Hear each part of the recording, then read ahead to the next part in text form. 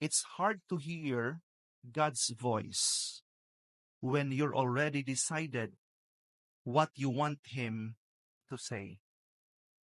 Uulitin ko. It's hard to hear God's voice, the voice of the shepherd, when you're already decided what you want Him to say. Hindi natin pwedeng diktahan ng Diyos kung ano ang sasabihin niya sa atin, ang mensahe na gusto niyang iparating sa atin. We have to be reflective. We have to be discerning.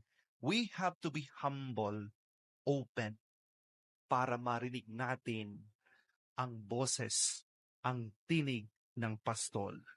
Let us be humble, focused, and attentive to the voice and message of the Good Shepherd.